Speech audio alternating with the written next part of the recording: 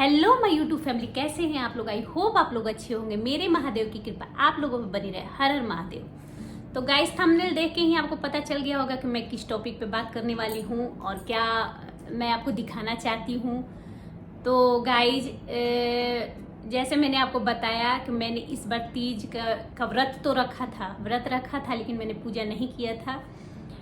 इसका रीज़न ये था कि मेरे चाचा ससुर की डेथ हो गई थी तीज के एक दिन पहले। आप लोगों ने देखा भी होगा कि केवल मेरे एक हाथ पे मेहंदी लगी हुई थी। मैंने पूजा की सारी तैयारी कर ली थी। वीडियो में भी मैंने आपको बताया था कि मैंने पूजा की सारी तैयारी कर ली थी, लेकिन अचानक से मुझे मॉर्निंग में तो सारा काम हो गया था। इवनिंग में मेरी बेटी एक हाथ पर मेहंदी लगा चुकी थी और उसने कहा मम्मा आप खाना बना लो, उसके बाद मैं एक हाथ पर मेहंदी लगा दूंगी तो पूरी रात आपकी मेहंदी रह जाएगी। मैंने कहा ठीक है। अभी मेरी एक हाथ पे मेहंदी कंप्लीट ही हुई थी कि तब तक मुझे कॉल आ गया कि मेरे चाचा ससुर की डेथ हो गई है। खैर वो 85 इयर्स के थे, बहुत बुजुर्ग हो चुके थे और काफ़ी बीमार भी रहते थे।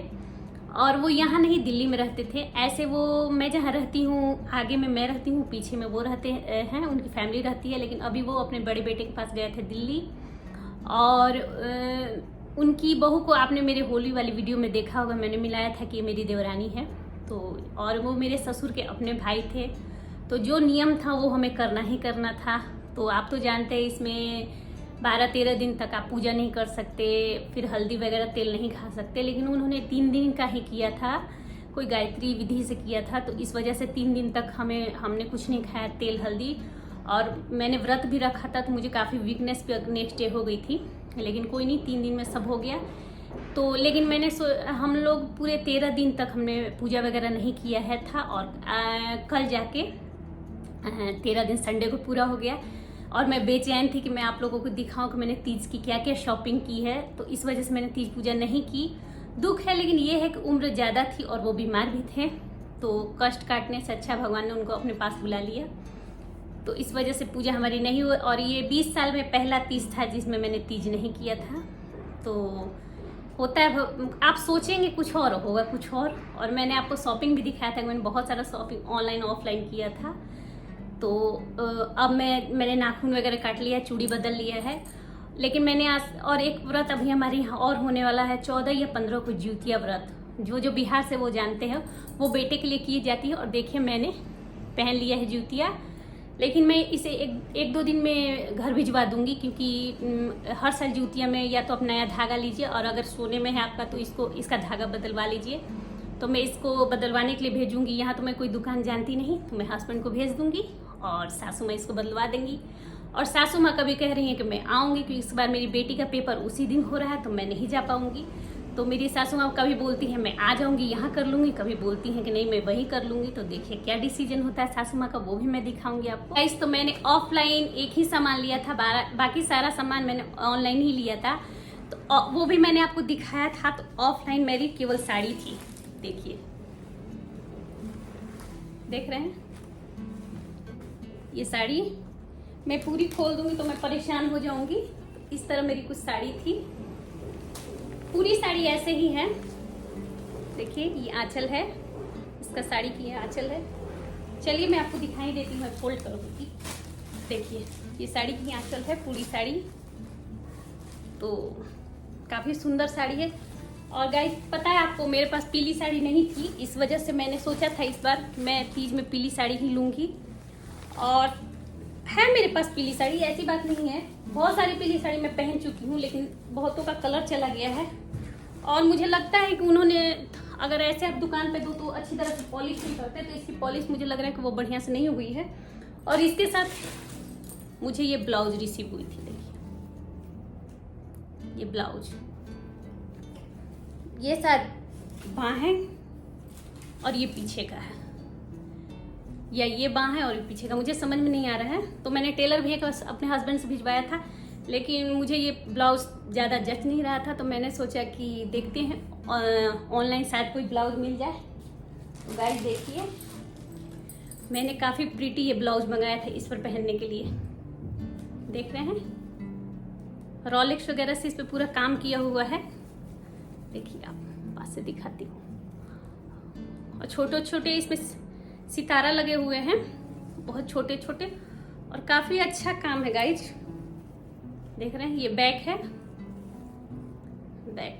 ये काफी खूबसूरत ब्लाउज था और मैंने बहुत जल्दी जल्दी इन सबको ऑर्डर किया था और ये बहुत जल्दी जल्दी आ भी गए थे, लेकिन मुझे नहीं पता था कि मैं इसको पहन नहीं पाऊंगी। ब्लाउज था और ये काफी सुंदर ब्लाउज है, इसका डिजाइन काफी अच्छा है। और मैंने पहली बार ऑनलाइन ब्लाउज मंगाया था और वो काफ़ी फिटिंग भी आ गई थी। मैं यही टेंशन में थी कि अगर वो टाइट आएगा तो मैं क्या करूँगी, ढीला। लेकिन इसमें आप ये मैंने 32 मंगाया था, लेकिन इसे आप 36, 38 तक इसको बढ़ा सकते थे, तो इसलिए मैं टेंशन फ्री थी। तो गाइज ब्लाउज था, ब्लाउज को मैंने मंगा लिया था। और देखिए इसके साथ मैंने मंगाया था एक सूट, और ये सूट मैं तीज के पहले दिन मतलब अपने ससुराल की साड़ी पहनती हूँ, और जब तीज के नेक्स्ट डे जब व्रत तोड़ती हूँ तो मैं मायके के कपड़े पहनती हूँ। तो उस दिन खाना वगैरह भी बनाना रहता है पारन का, तो इसलिए मैं ज़्यादा तो समय सूट मंगा लेती हूँ। देखिए, देख रहे हैं आप ये सूट।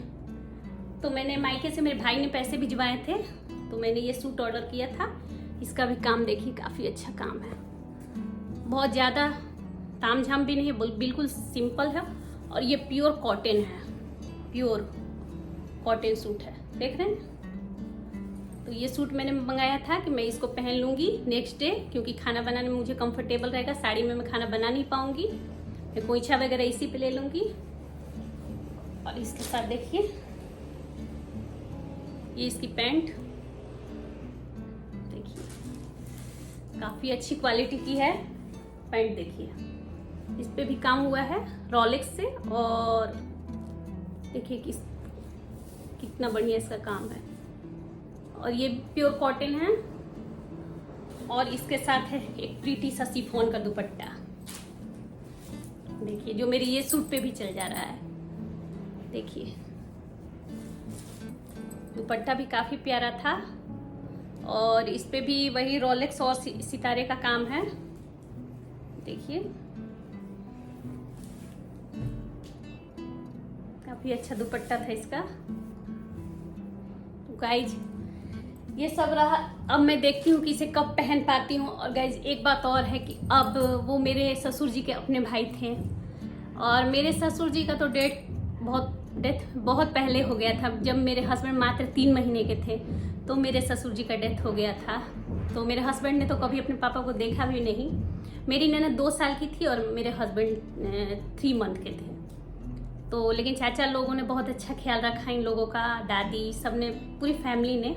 तो लेकिन क्या करें, बहुत एज हो गई थी। और मैंने आपको बताया भी था कि एक देवर की मेरे कोरोना में डेथ हो गई थी। तो ये इन्हीं के बेटे थे, जिन देवरानी को मैंने आपको होली में मिलाया था। होली के ब्लॉग में आप देख सकते हैं जाकर उनको।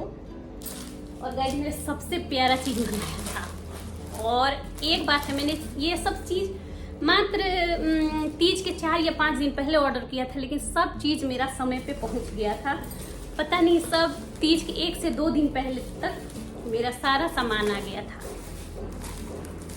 और देखिए, देख रहे हैं आप, शायद आपको दिखाई दे रहा होगा, ये प्रीटी सा चूड़ा मैंने ऑर्डर किया था, काफ़ी अच्छा है। मैं आपको पन्नी के अंदर से ही दिखाती हूँ, फिर इसको फिर फोल्ड करने में। और देखिए ये कितना बड़ा बड़ा इस पे स्टोन लगा, इन सब पे सब छोटे छोटे स्टोन लगे हैं, और यहाँ बीच वाले कंगन पे बड़े स्टोन लगे हैं। ये काफ़ी प्यारा लग रहा है। और ये मुझे 2 रिसीव हुआ था। हाँ गाइस, मैं सबकी प्राइस भी आपको बता देती हूँ। 500 के अंदर है ये, देख सकते हैं कितना प्यारा है। ऐसे देखिए आप, काफ़ी खूबसूरत है ये। और ये सब 500 के अंदर है। ब्लाउज भी मेरी 500 के अंदर है, और ये चूड़ा भी 500 के अंदर है। देखिए काफ़ी प्यारा है। सारा चीज़ मैंने सेट मंगाया था।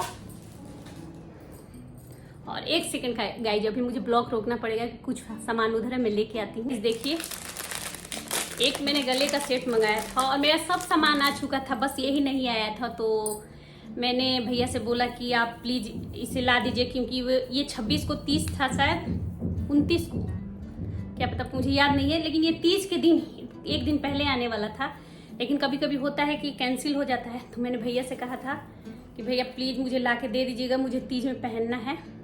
तो वो बोले भी, देखिए वो बोले भी कि अगर मेरे पास ये पहुंच गया तो मैं शाम तक आपके पास ला दूंगा।